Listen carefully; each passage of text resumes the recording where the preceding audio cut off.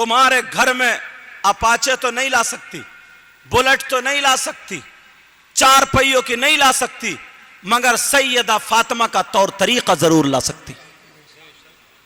सैयदा फातिमा का तौर तरीका ला सकती है और इतने रुपये बचा देगी तुम्हारी, इतनी बरकतें होंगी, इतनी बरकतें।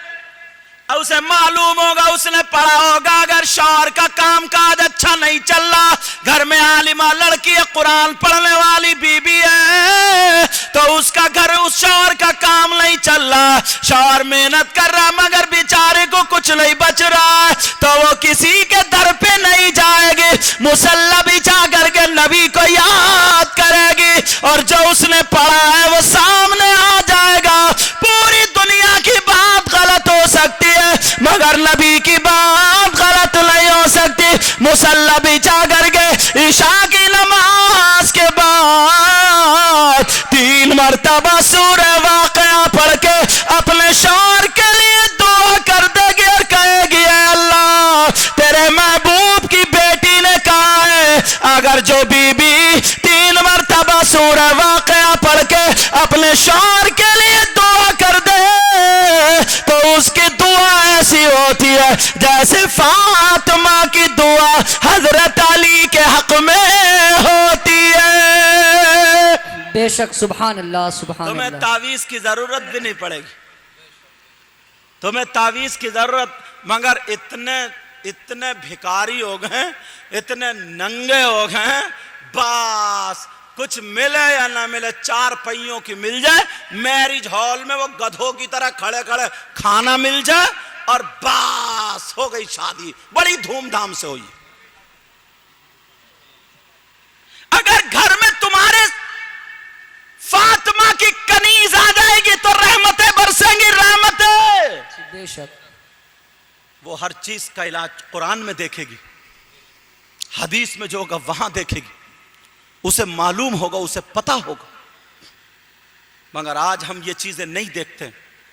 अल्लाह फरमाए, प्यारे नबी ने फरमाया, एक वक्त वो आएगा, एक दौर वो आएगा कि दीन बचाना, इस्लाम बचाना, ईमान बचाना, इंसान का अपना ईमान बचाना इतना मुश्किल होगा, इतना मुश्किल जितना कि आग का अंगारा हाथ पे रखना मुश्किल है। बेशक, सुभान अल्लाह। हर तरफ लुटेरे, कोई हक बात अगर बोल दे तो उसकी लोग सुनने के लिए तैयार नहीं। हर इंसान यही चाहता मेरी दुआएं कबूल हो जाए, इसीलिए तो अच्छे लोगों के पास जाता, अपनी परेशानियां सुनाता है, अपने दुख तकलीफें सुनाता है, कहता है हज़रत मुझे ये बात है, परेशान हूं। पीरों के पास भी जाता, मैं कहता हूं अच्छे पीरों तो चला जा, नेक लोगों तो चला जा, मगर आज इस खातून की बरसी के मौके पर अल्लामा हनीफ साहब की मौजूदगी में एक जगह मैं बता करके जाता हूं, प्यारे तू बहुत भटक लिया होगा, तू बहुत परेशान हो लिया होगा, तू तकलीफों से बहुत ज्यादा परेशान हो गया होगा, 2-4 हो गया होगा, मगर एक जगह मैं बता दूं जहां पर तेरी दुआ रद्द नहीं हो सकती, तेरी दुआ कबूल हो जाएगी और 100 के 100% तेरी दुआ कबूल होगी।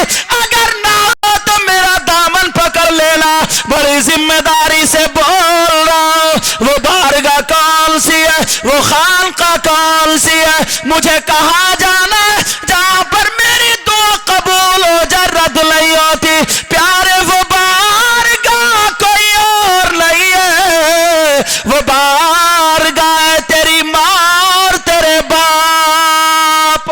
बेशक, सुभान अल्लाह। माँ बाप की खिदमत कर ले।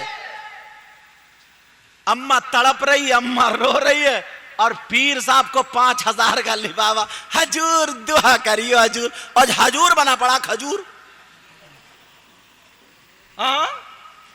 दुआ करिए दुआ। अम्मा को खमीरे का एक डब्बा ला के नहीं दिया, अब्बा को एक डब्बा ला के नहीं दिया, और जब तीजा या 40वां हुआ ना, 1-1 साल हो गया ना, इसने अम्मा को देखा ना अब्बा को देखा। अब जब तीजा 40वां होगा तो 2 किलो सेब और 2 दर्जन केले और लाके अम्मा की चारपाई में पटक के सर पकड़ के बोला, हाय अम्मा तुमने तो मेरा दिल ही तोड़ दिया, दिल। अच्छा तेरा दिल टूट गया? निरा झूठ बोल लिया, निरा झूठ। बोला अम्मा तुम क्या चली गई, मेरी पूरी दुनिया ही खत्म हो गई। लोगों को सुना सुना के झूठ बोल लिया। कभी नहीं देखा मेरी अम्मा पे कपड़े अच्छे हैं कि नहीं है, मेरी अम्मा क्या चाह रही है, क्या कभी नहीं देखा मेरे अब्बा क्या चाह रहे हैं। अरे जो तूने उनको जिंदगी में कभी प्यार नहीं किया, खिदमत नहीं करी, अब तू 10वें तीजे 40वें में अगर 2 दर्जन नहीं 2 गाड़ी केले ला करके लगा दे, खिला दे, तब भी तेरी माँ तुझसे राजी नहीं हो सकती। इसलिए तुझे जिंदगी में राजी करना था। अगर नाराज होकर के चली गई है तो तेरी दुनिया बेकार, तेरी आखिरत बेकार। बेशक सुभान अल्लाह। तो माँ बाप जहां पर अगर खिदमत कर लो, माँ बाप को राजी कर लो। अब अगर माँ बाप राजी हो करके दुआ दे दे, लड़खड़ाते हाथों से कह दे अल्लाह मेरे बेटे के कारोबार को अच्छा कर दे, तो मेरी और तुम्हारी दुआ रद्द हो सकती है, मगर माँ बाप की दुआ रद्द नहीं हो सकती। इसलिए ये मैं नहीं कहता, ये नबी फरमाते हैं, नबी कहते हैं दुआ उल वालिदैन अल औलादिहिमा का दुआ इन नबी उम्मतिही। नबी फरमाते हैं माँ बाप की दुआ औलाद के हक में ऐसी होती है जैसे मुझ मोहम्मद की दुआ मेरी उम्मत के हक में होती है। सुभान अल्लाह सुभान अल्लाह। है किसी की दुआ जो ताजुश शरिया की तरह हो, है किसी की दुआ जो मुजाहिद मिल्लत की तरह हो, है किसी की दुआ जो हाफिज मिल्लत की तरह हो, है किसी की दुआ जो सरकार मुफ्ती आजम आला हजरत की तरह नहीं। हाँ, माँ बाप की दुआ नबी की दुआ की तरह है। बेशक सुभान अल्लाह। दुआ उल वालिदैन अन औलादिहिमा का दुआ इन नबी अन उम्मतिही।